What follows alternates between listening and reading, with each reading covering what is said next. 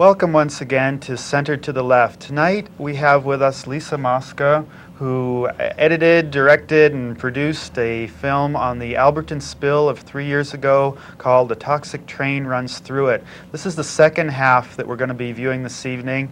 We'll talk a little bit about what happened in the first half for those folks who were not fortunate enough to see that film.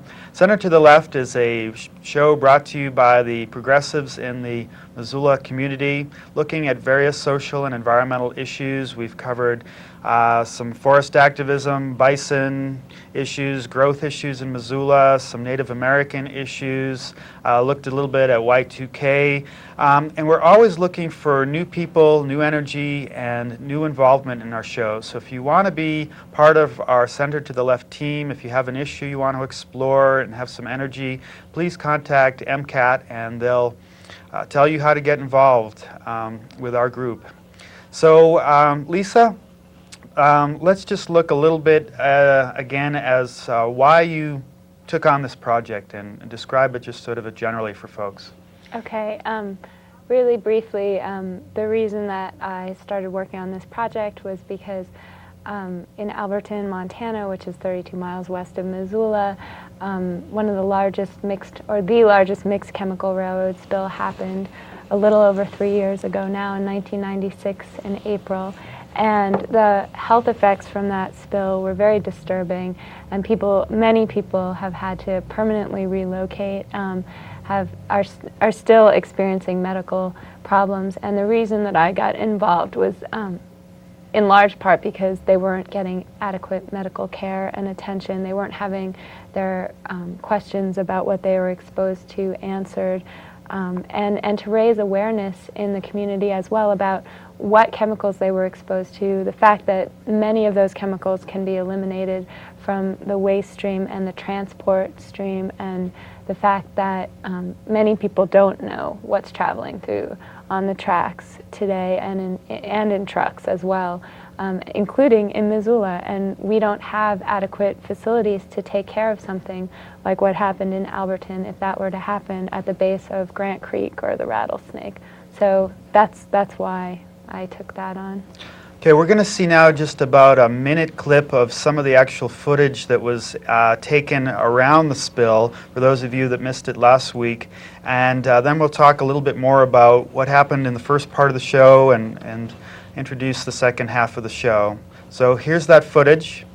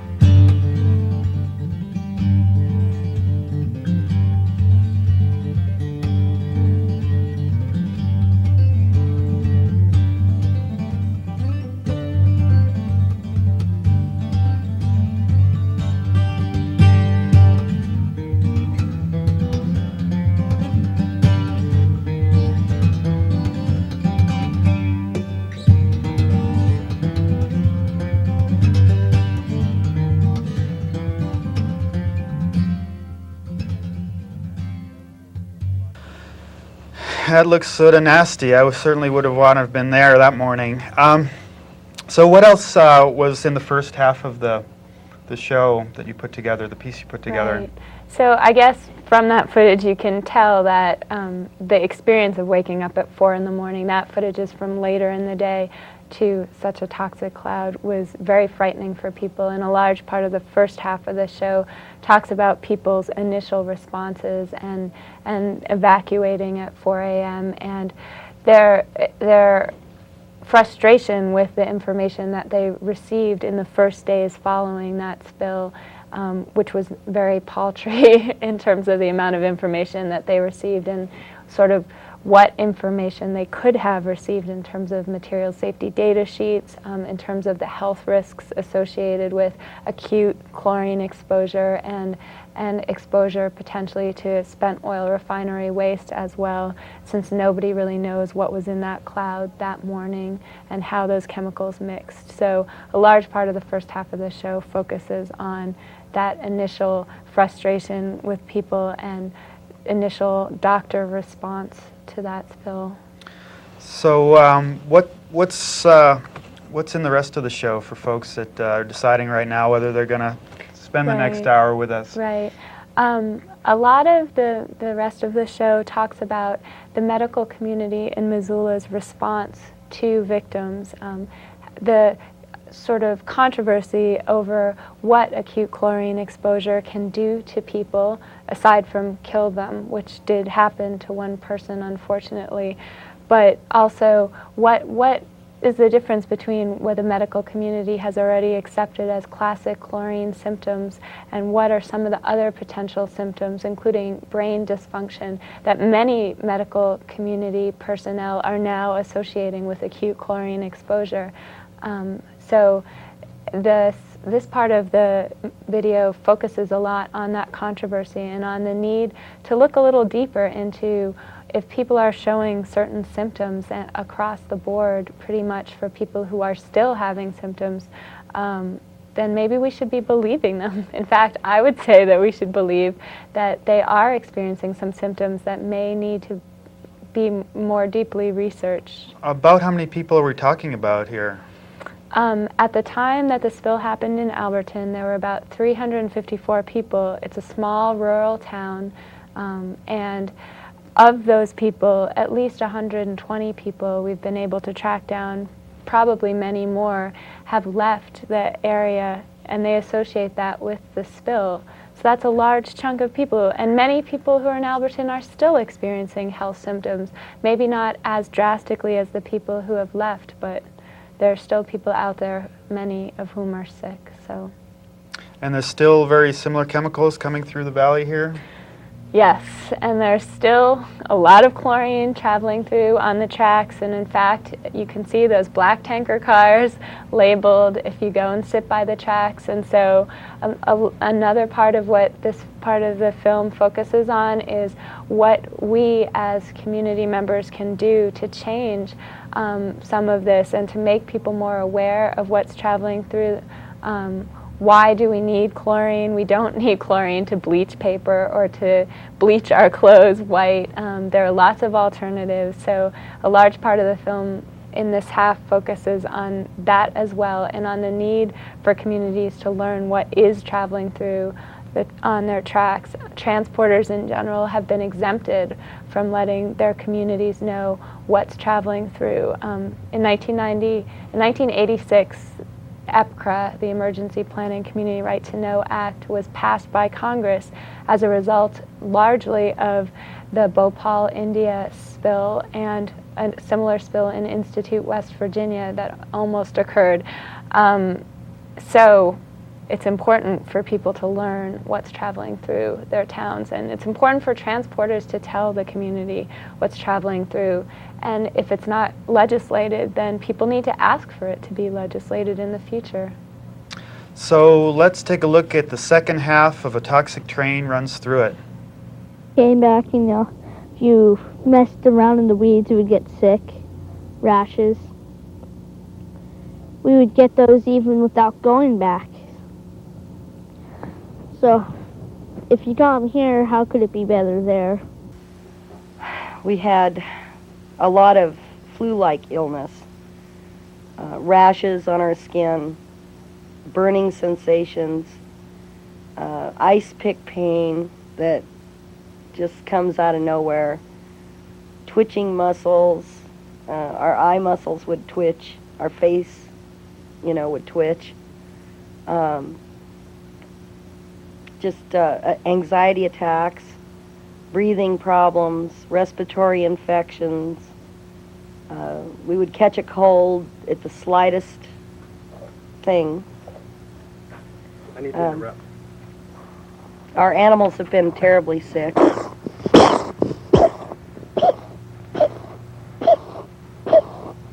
poor fella was outside the night of the spill. Mo was outside with us.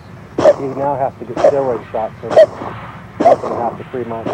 And he goes into these coughing fits like this.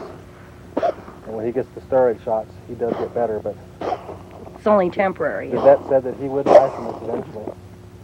I didn't mean to interrupt, but you need to see this.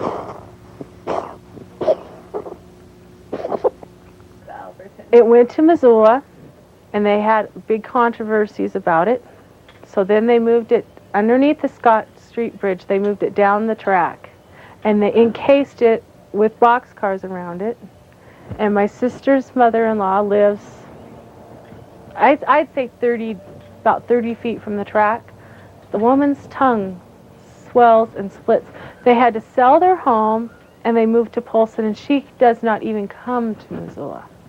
Yes. It affected people in Missoula. They had us in hotels.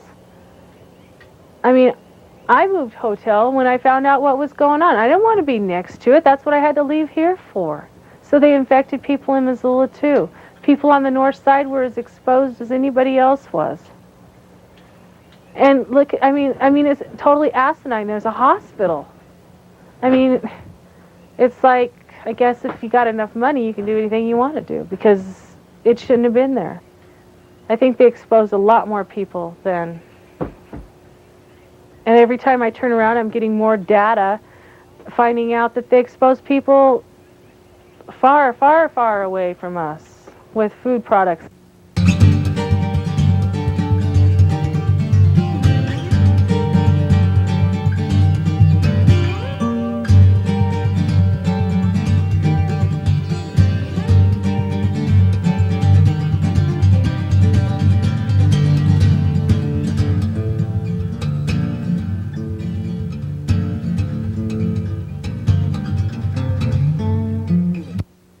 There's no way you can prove any of this or anything, but it's just really obvious to you that the mental clarity, the sharpness, the concentration, it's just not there.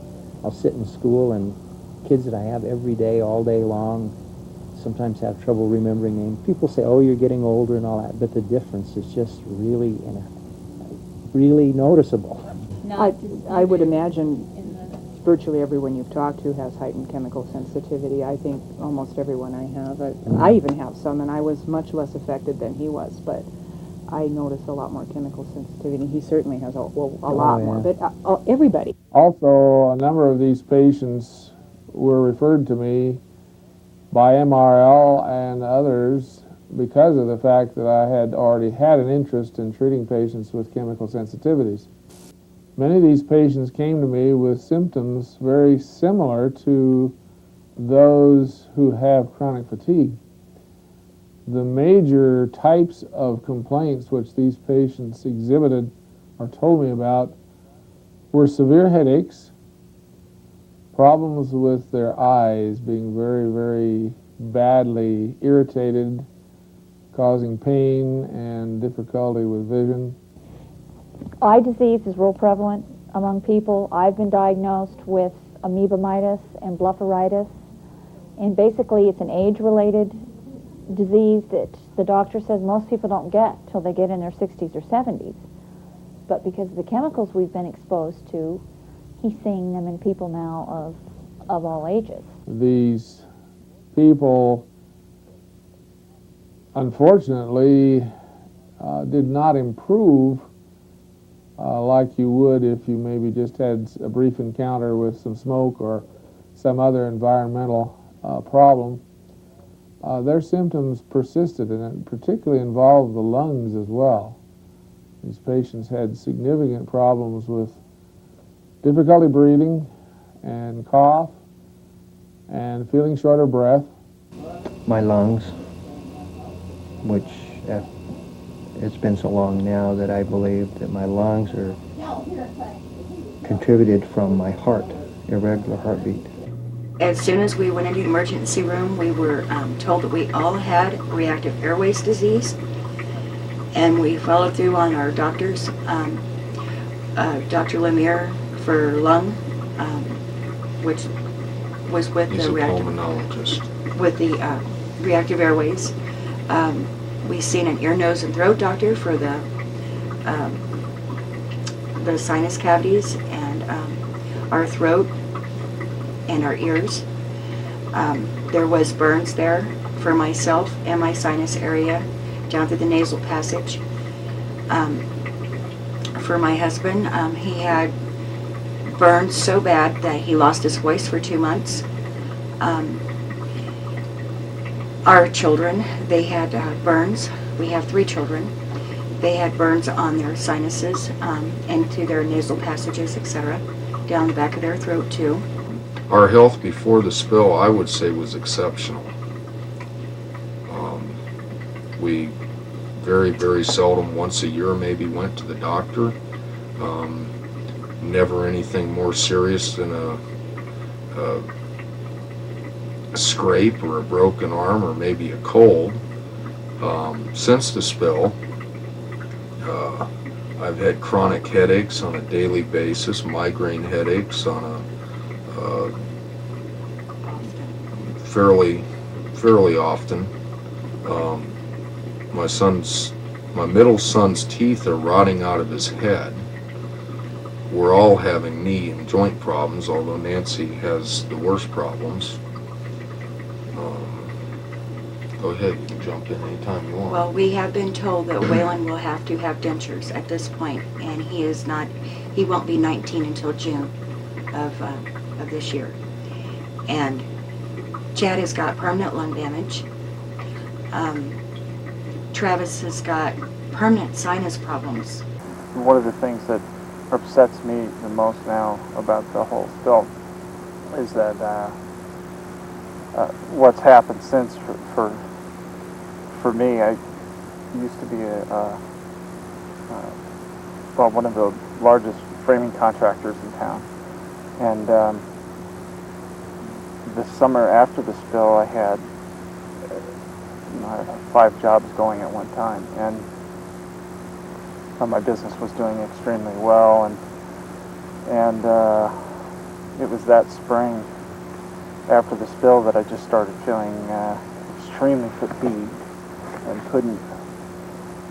I could hardly climb up on the ladder to show a guy how to nail something, and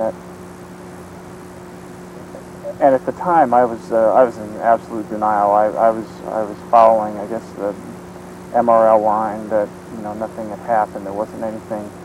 It was safe to go back and.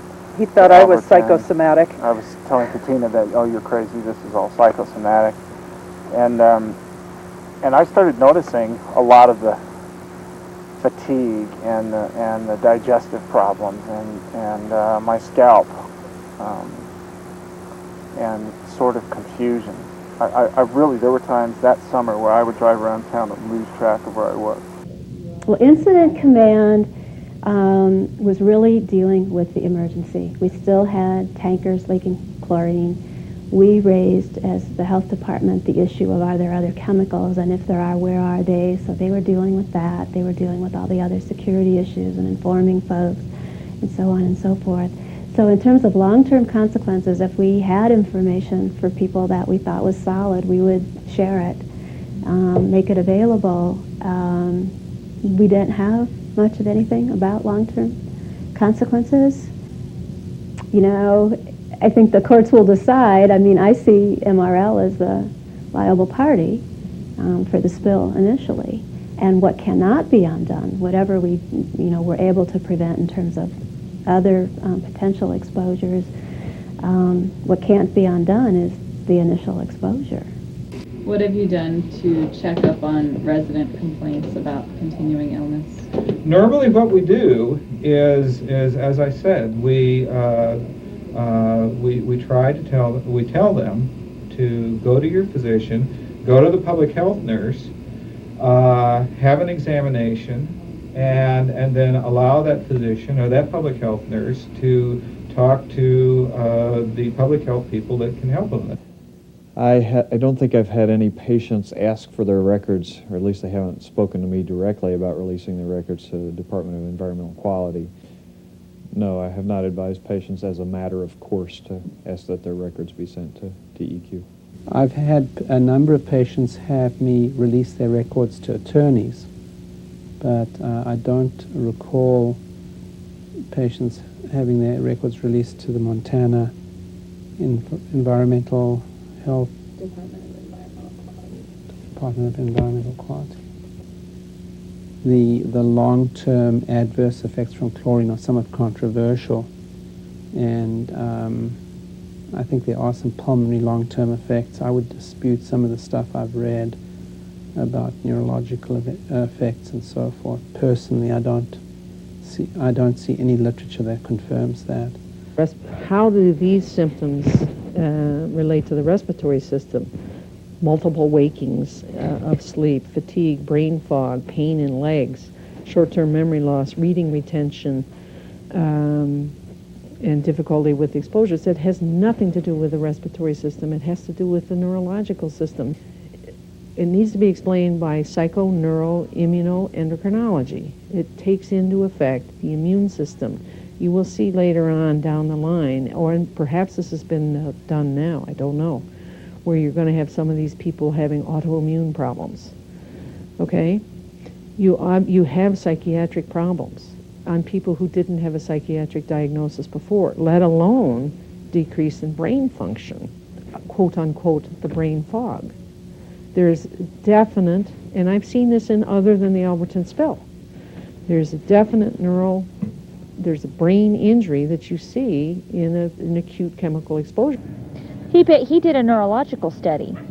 Dr. Kilburn did a neurological study of the people because his research in 15 years has shown that there are neurological health effects from chlorine exposure. So I can uniquely draw the conclusion that what Alberton seems to have shown shortly after and a few months after exposure, shortly afterward was, I think, 8 weeks or something. It was June of 1996.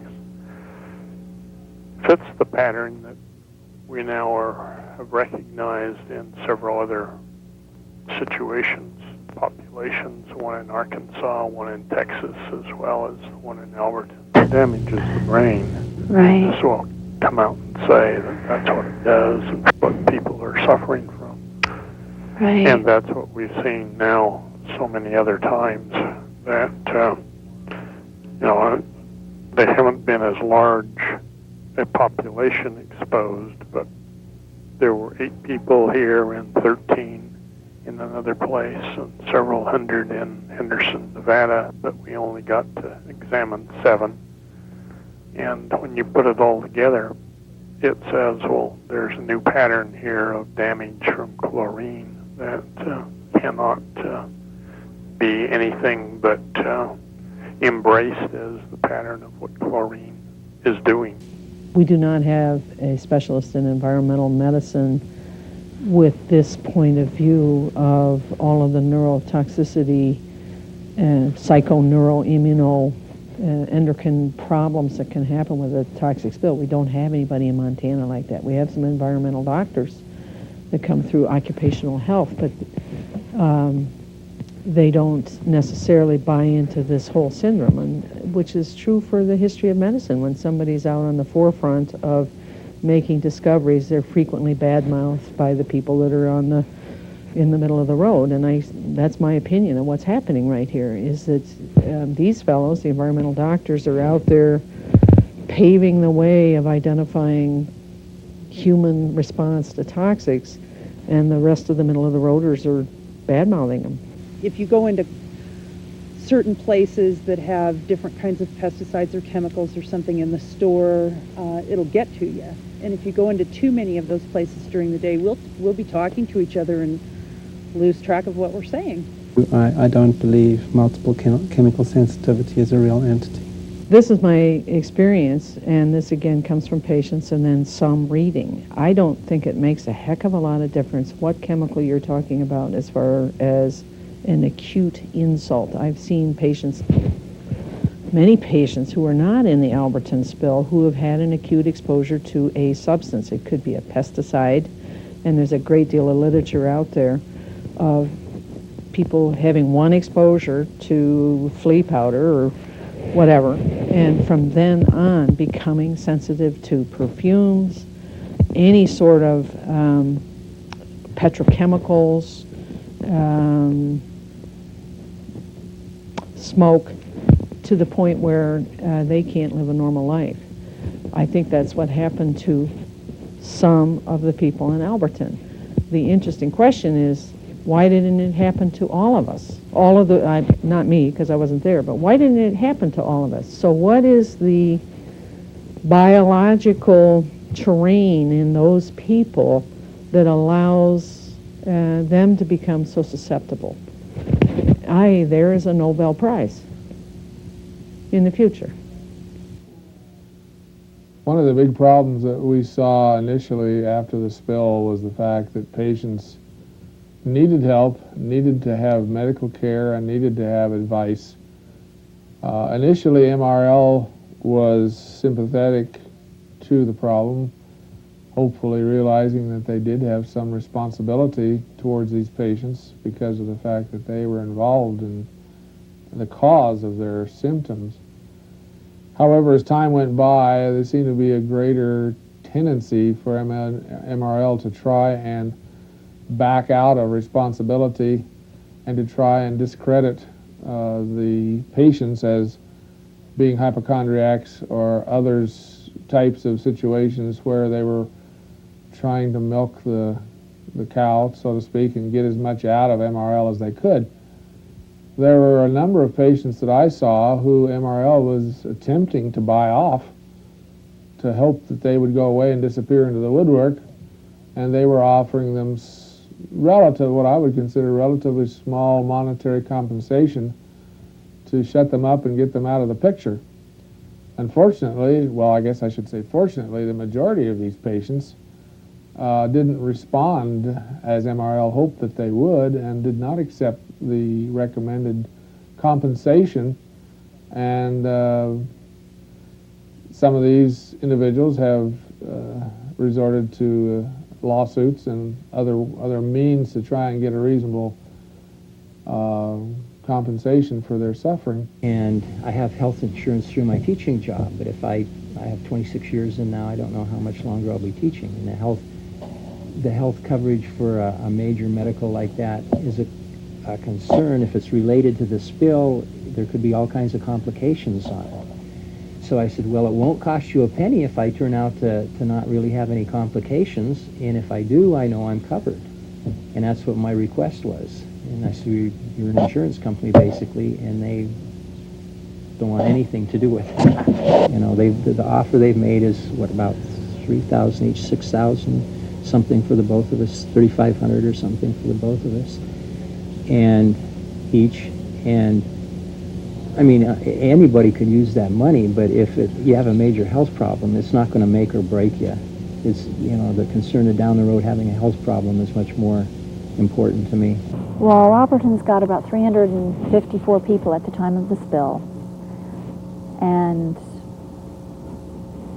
ACCH has tried to keep track of the community, because whether they're there or not, they are still our community, and they are still exposed, they're still victims, and they deserve all the same treatment as the people who have stayed. And that is a big point with ACCH, and it's part of our mission is to make sure that we try to help those who have not been able to help themselves.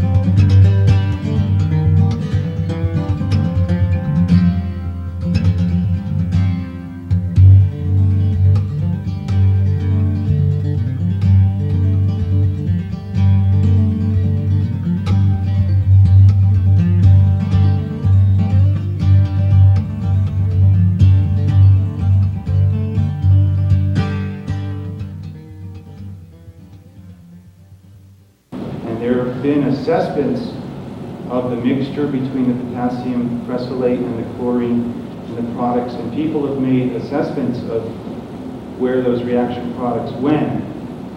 Their assessments from a chemical and an environmental science standpoint indicate that the reaction products didn't migrate far off the site. However, nevertheless,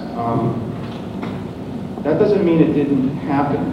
And I personally don't rule it out, and I've been spending most of my time here trying to gather information about other chemical issues, because there are people reporting things that normally wouldn't, based on the scientific literature, be associated with chlorine.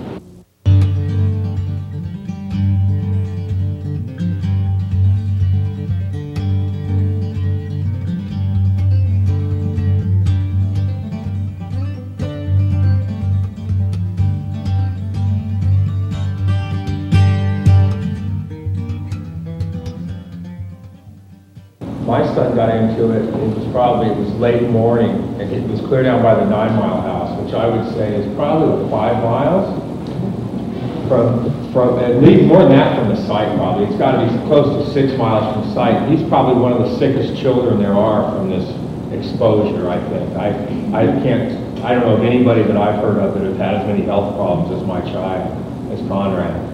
And that's where he was. And he was there for probably 15, 20 minutes. I came in 3 days after the spill. I was not here. I came in on a livestock rescue. And I can guarantee $250 to $400 a month in medication.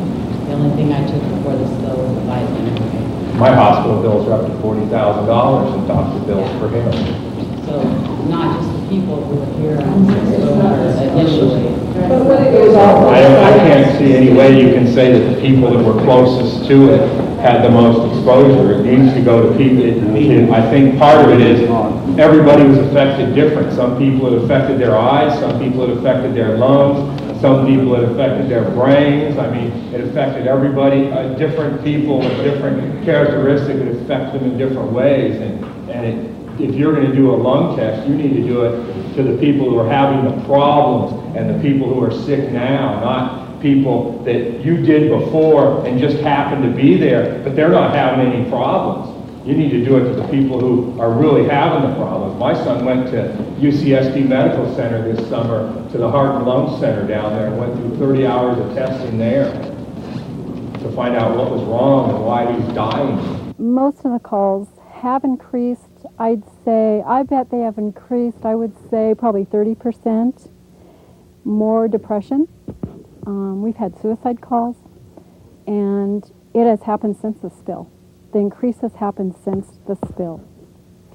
And people talk about their illnesses, and in the beginning they did not relate their illnesses to what had happened to them.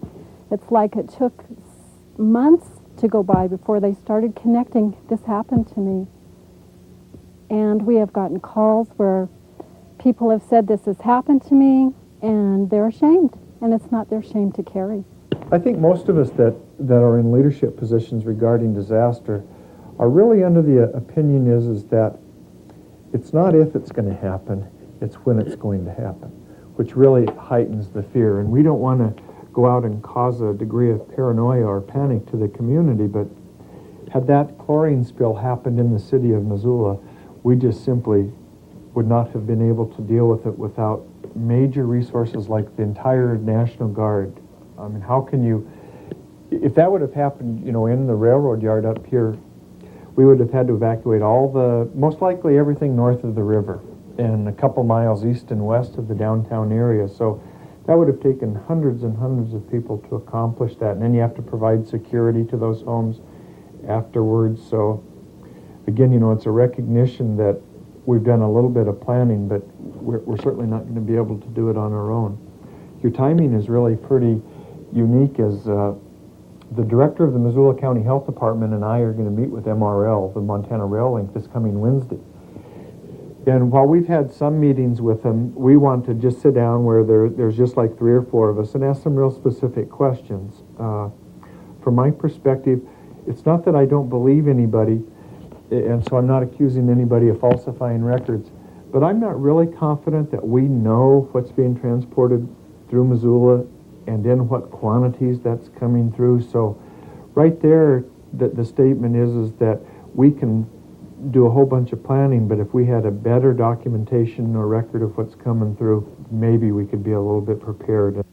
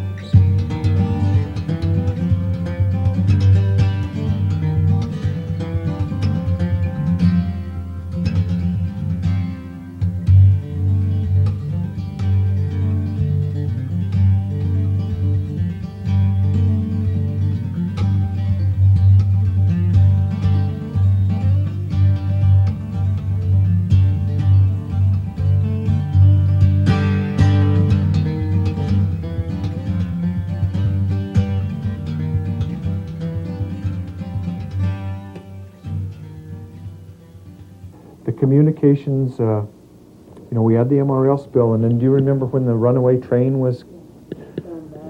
Yeah.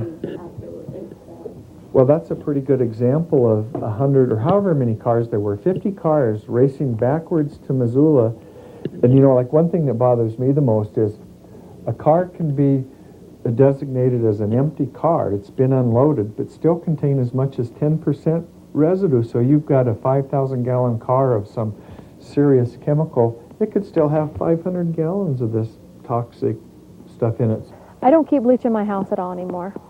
I never used to think twice about picking up bleach at the store and bringing it home to use with my laundry for my whites, or even adding it to water for scrubbing. Never thought twice about it till this happened. I can't use it now. I use peroxide instead.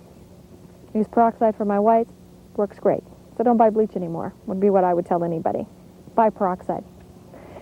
People come into Costco, and Costco sells it in a big twin pack, and if you've ever been in there, they're in huge jugs. I want to run up to those people when I see them with, 4 or 5 of those big twin packs on a flatbed and just tell them, do you know what you're doing? Do you know what you're doing to yourself? I refrain from doing that because I'll probably lose my job, but I want to tell them. I want to shout it to them so bad. I don't use bleached paper unless it's there at the office, which is what they supply us with. But if I have a choice, I don't use it. Not anymore. I don't support the industry anymore. That industry's harmed me and my family.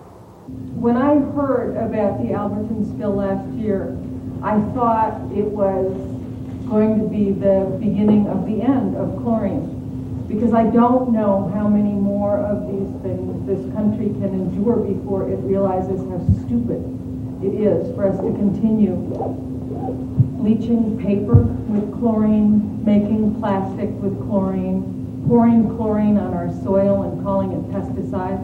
It makes no sense. I was in Louisiana 2 weeks ago because as part of Greenpeace's campaign to phase out chlorine, we are looking at what is the largest growing user of chlorine, and that is the polyvinyl chloride industry, PVC.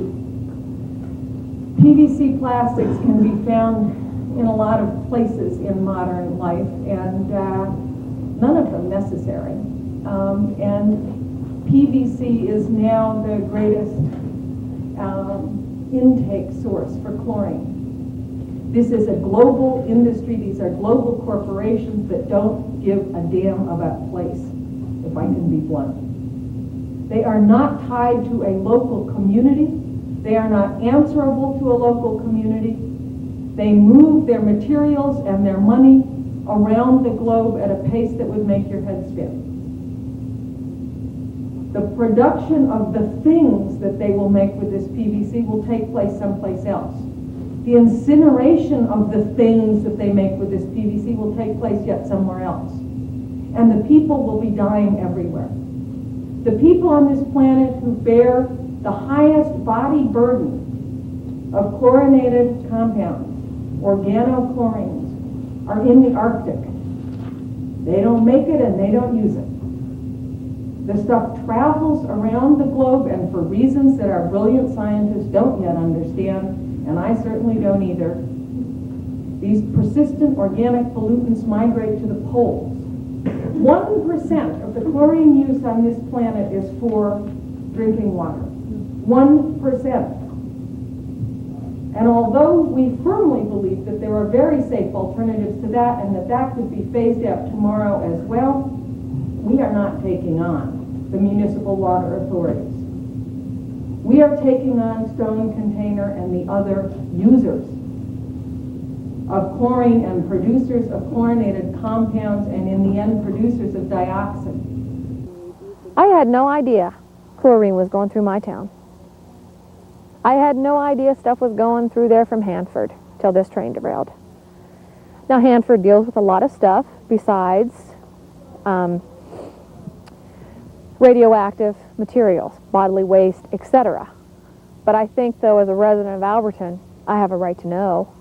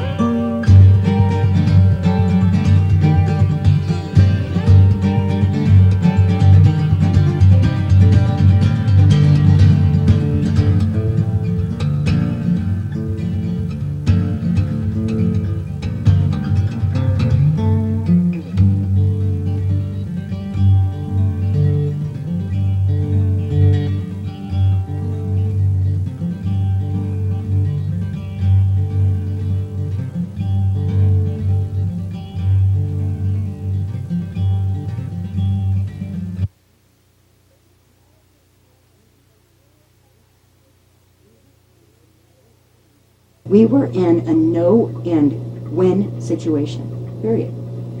And now that we have done that, and we settled 4 for days later. a small amount, 4 days after this, and our attorney that was representing us with MRL also represented us with our Social Security. We got letters in the mail saying that yes, we were disabled, and they disabled us from 4/11/96 to the time that we applied. Disability due to 4/11/96. And no, even our attorney never told us that once you become on disability, even though you'll have steady income, Nancy's not going to be covered at all. Your children are not going to be covered for medical. Steve's going to have to wait 2 years for medical attention. Anything before that 2 years, you're going to have to pay for in full. Since that time, we have continued to see doctors. Our health problems have stayed the same as they were. They have, for myself, the doctors feel, well, 6 medications is what they've narrowed me down to. Long life term. In the beginning of this thing, we all lived in the same community. And occasionally at the post office or at the town grocery store at a football game, you could talk to your neighbor and find out, how are you doing, this kind of thing. But when push comes to shove and your finances become a problem and you've gone through all of your resources and you just can't hang in there, you get separated and you lose contact with these people. I hope that everyone will be safe to a point and get the medical attention that they need, and all of their concerns get addressed, as of my family. Maybe it's going to take many years before a lot of our questions are answered. But as of almost 3 years later, the reason that we're doing this interview is because we still have very many concerns.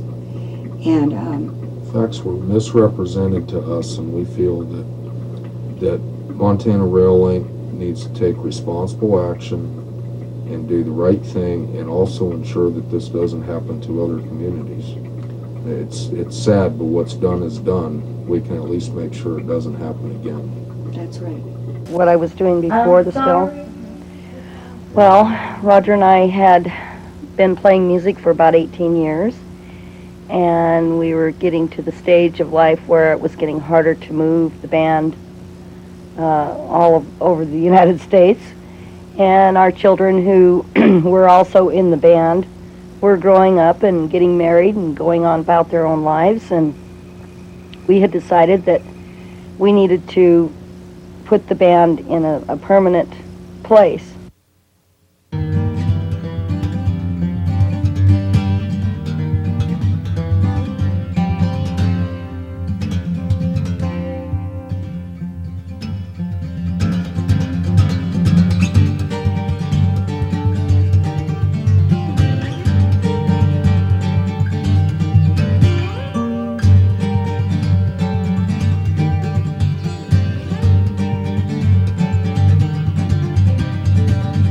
They didn't know what they were dealing with, but they sure as heck knew where to get the people that did know what we were dealing with.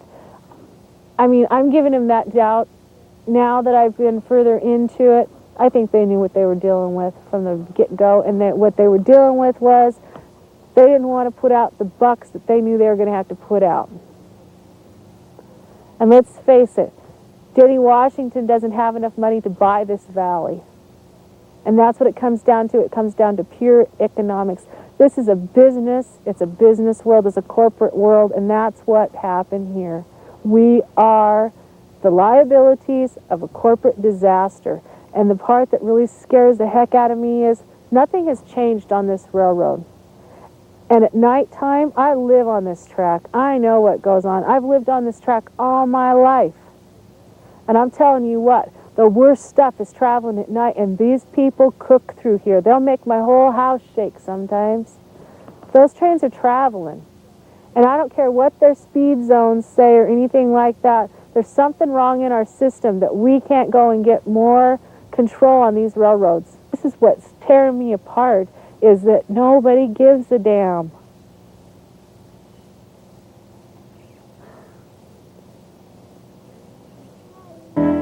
Do you remember when you loved me? Before the world took me astray. If you do, then forgive me and make the world go away. Make the world go away and get it off of my shoulders and say the things you used to say and make the world go away. I'm sorry if I hurt you. I'll make it up day by day. Just say you love me like you used to and make the world go away. Make the world go away.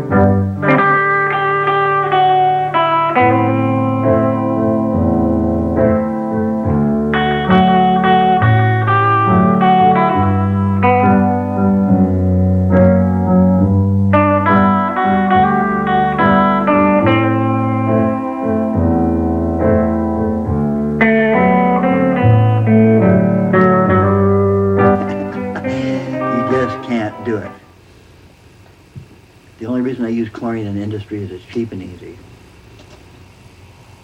And it's poisoning all of us. I'm sorry if I hurt you. I'll make it up day by day. Just say you love me like you used to, and make the world go away. Just say the things you used to say, and make the world go away.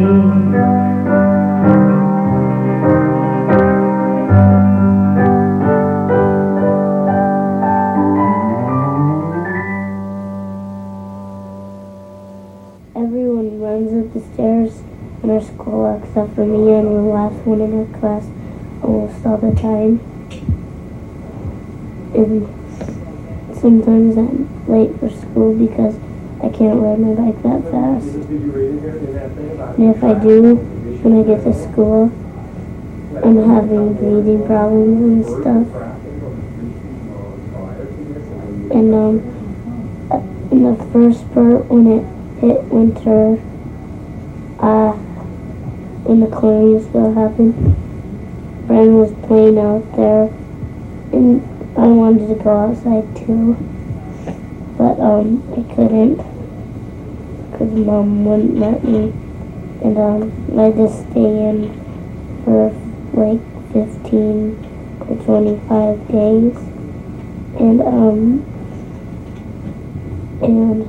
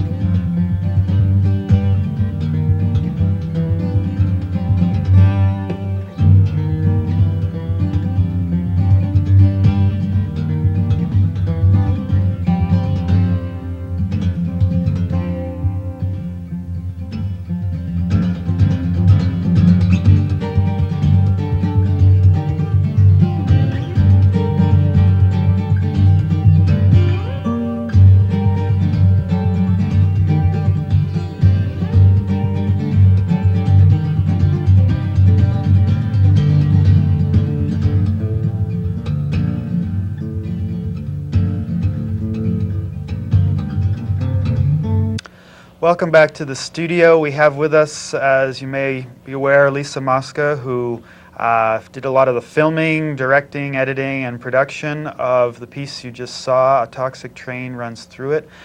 Lisa, could you remind us again how people can get involved in this local community in Missoula to help the Alberton victims or to prevent such things from happening in the future? Okay, yeah, the best thing that you can do is don't buy chlorine, don't buy bleach paper, don't buy bleach, etc. Aside from that, get involved with your local emergency planning committee, get in touch, they're at City Hall, and contact the Alberton Community Coalition for Environmental Health if you want to get more involved. And what's their phone number again, in And case their- people missed it? Okay, their phone number is 406-728-7572. And thanks again for joining us at Centered to the Left. We air every week, Sunday nights at 8, and we rebroadcast our show Mondays at 5:30. As I said before, we're always interested in having new folks get involved with our group. It's a group of Missoula's social and environmental activists who want to air some issues. And if you have an issue, if you have some time and energy, please come down to the studio and get involved with the show. Good night.